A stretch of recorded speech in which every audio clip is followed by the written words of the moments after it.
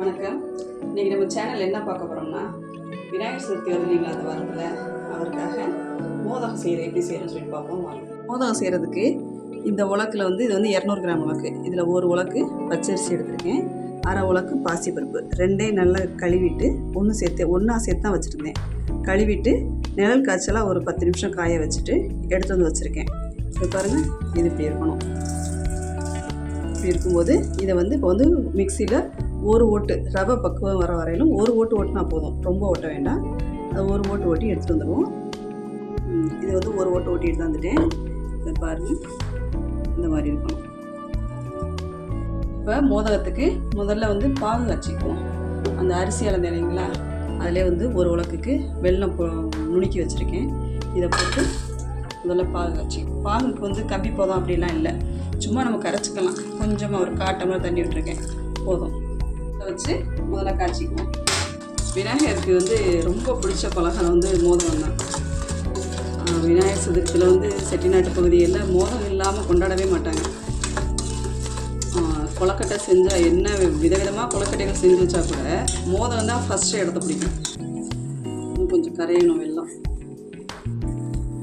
ஓரளவு கரைஞ்சிருச்சு வெல்லம், போதும். இதை ஆற வச்சுக்குவோம். அப்படியே ஒரு ஓரமாக எடுத்து ஆற வச்சு வச்சுக்குவோம்.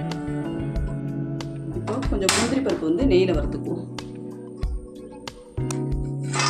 நெய்யில் வறுக்கலாம். அப்படி சப்போஸ் நெய் இல்லாத பட்சத்துக்கு தேங்காய் எண்ணெயில் கூட செய்யலாம். தேங்காய் எண்ணெய் வாசனை நல்லா நெய்க்கு ஈக்குவலாக நல்லா டேஸ்ட்டும் கொடுக்கும், வாசமாகவும் இருக்கும்.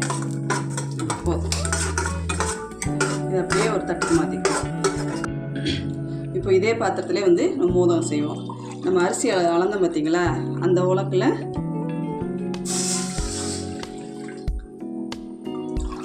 ஒன்றே முக்கால் உலக்கு ஊற்றணும். 2 உலக்கு வேண்டாம், கொஞ்சம் கம்மியாகவே, அதாவது 1 1/4 பங்கு. நெய் சூடாகும்போது இதில் கொஞ்சம் போல் நெய் விட்டுக்குவோம். அந்த வாசனை நல்லா இருக்கும் நெய்க்கு. தண்ணி நல்லா சூடாகட்டும், கொதிக்க வேண்டாம். கொதிக்கிற பக்கம் வரும்போது நம்ம அரைச்சி வச்சுருக்கோம் இல்லைங்களா, அந்த அரிசி அதை அப்படியே போட்டு கிண்டிடுவோம். கொஞ்சோண்டு துளியோண்டு உப்பு, அந்த இனிப்பு டேஸ்ட் அதிகமாக கொடுக்கும் இல்லைங்களா, அதுக்காக உப்பு.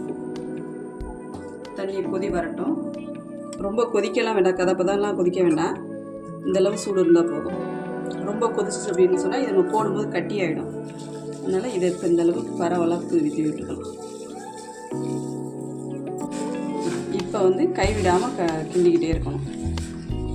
அந்த தண்ணி சூட்டிலே நம்ம ஏற்கனவே ஊற வச்சு தானே காய வச்சு வறுத்துருக்கோம் இல்லைங்களா, அதனால் அரை வெக்காட்டில் தான் இருக்கும் அந்த அரிசி பருப்பு எல்லாமே. இப்போ இந்த சூட்டிலே அது வெந்துச்சுன்னா போதும். இப்போ நல்லா கொதி வந்துருச்சு, மாவு இந்த பக்கத்துக்கு வந்துருச்சுல.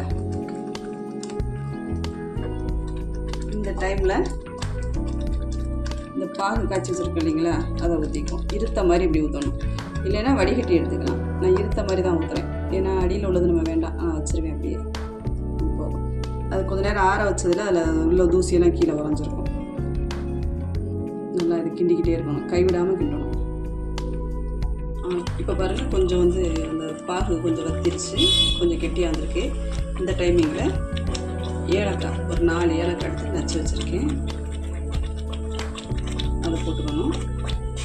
கொஞ்சமாக தேங்காய் திருகினது அதை போட்டுக்கலாம். நெய் இன்னொரு ஸ்பூன் ஊற்றிக்குவோம். அப்போ தான் அந்த சட்டியில் ஒட்டாமல் உருண்டுட்டு வரும் மாவு.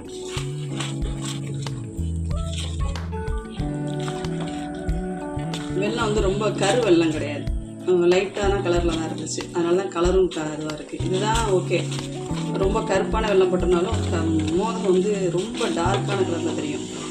இது குழந்தைங்கள்லாம் ரொம்ப விரும்பி சாப்பிடுவாங்க. நம்ம கொலக்கட்டையை விட இது நல்லாயிருக்கும். கொஞ்சம் ஈஸியான மெத்தடு தான் இது. நம்ம நான் சொன்ன இந்த அளவுகளை மட்டும் கரெக்டாக செஞ்சுக்கிட்டீங்க அப்படின்னா ஈஸியாகவும் இருக்கும் வேலை. அதுக்கப்புறம் உங்களுக்கு நிறைய வேணும்னா கொஞ்சம் கொஞ்சம் அளவுகளை கூட்டிக்கலாம். அரிசி கொட்டும்போது பருப்பும் கூட்டிக்கலாம், அதே இடத்துல வெல்லம் கொஞ்சம் சேர்த்துக்கலாம். அந்த மாதிரி செஞ்சிங்கன்னா கரெக்டான அளவு இருக்கும்போது கரெக்டாக இருக்கும். நம்ம செய்யக்கூடிய டிஷ்ஷும் கரெக்டாக இருக்கும். நல்லா கெட்டியாகிடுச்சு. இது கொஞ்சம் நேரம் சூடு ஆறட்டும். ஆறினதுக்கப்புறம் உருண்டை பிடிச்சி நம்ம இட்லி வேக வைக்கிற தட்டில் வச்சு வேக வைக்கணும். இந்த டைமில் அந்த முந்திரி பருப்பு வறுத்து வச்சுருக்கோம் இல்லைங்களா, அதையும் சேர்த்துக்கணும்.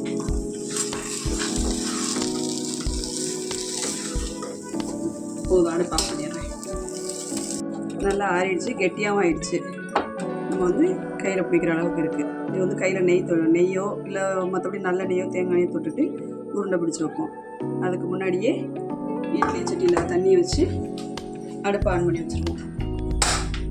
தண்ணி வந்து சுட்டுட்ருக்கட்டும். இப்போ உருண்டை பிடிப்போம். நல்லா வலிச்சு எடுத்துட்டு கையில் வந்து கொஞ்சமாக நெய் தடவிக்கிட்டு, நல்லா சாஃப்டாக இருக்குது, மெத்து மெத்துன்னு இருக்கு மாவு. நமக்கு தேவையான அளவு, ரொம்பவும் பெருசாகவும் வேண்டாம், சின்னதாகவும் இல்லாமல் தேவையான அளவு, இந்த அளவு மீடியம் சைஸாக பிடிச்சதில் வச்சுக்குவோம். எல்லா மாவையுமே உருண்டை பிடிச்சிருவோம். எல்லா அரிசி மாவையும் உருண்டை பிடிச்சி வச்சாச்சு. இந்த பாருங்கள், 200 கிராம் அரிசிக்கு எவ்வளோ உருண்டை இருக்குன்னு. இதுவே போதும், இந்த ஒரு 4 பேருக்கு கூடிய குடும்பத்துக்கு இதுவே தாராளமாக இருக்கும். இப்போ வந்து தண்ணியும் சுட்டுருச்சு.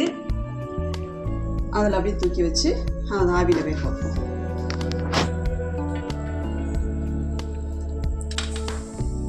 ஒரு 10 நிமிஷம் வெந்தால் போதும். ஆல்ரெடி வெந்த மாவு தானே, 10 நிமிஷம் வெந்தால் போதும். 10 நிமிஷம் ஆச்சு. நம்ம திறந்து பார்ப்போம். அது நல்லாவே வெந்துருச்சு. இப்போ எடுத்துருவோம். இது கொஞ்சம் சாஃப்டாக தான் எடுக்கணும். இந்த மாதிரி 2 ஸ்பூன் வச்சு எடுக்கணும். நம்ம மற்றபடி இட்லி வேக வச்சு எடுப்போம் பார்த்தீங்களா, அப்படிலாம் எடுக்காமல் 2 ஸ்பூன் வச்சுட்டு எடுத்தோம்னாலே கரெக்டாக இருக்கும். இல்லைன்னா உடஞ்சிரும் அப்படியே. மோதகம் ரெடி ஆகிடுச்சுங்க. ரொம்பவே சாஃப்டாக இருக்குது. நல்லா இது பாருங்கள், தொட்டாலே நல்லா அப்படியே அவங்க நல்லா வருது. இதே மெத்தட்லேயே செய்யுங்க. இதுவரைக்கும் செய்யாதவங்க கூட மோதகம் செஞ்சு இந்த விநாயகர் சதுர்த்தியை நல்லபடியாக கொண்டாடுங்க. எல்லாருக்கும் விநாயகர் சதுர்த்தி வாழ்த்துக்கள். இதே மாதிரி செஞ்சு பார்த்துட்டு எப்படி இருக்குன்னு சொல்லிட்டு கமெண்ட்ஸில் சொல்லுங்கள். என் சேனலை லைக் பண்ணுங்கள், ஷேர் பண்ணுங்கள், சப்ஸ்கிரைப் பண்ணுங்கள். தேங்க்யூ.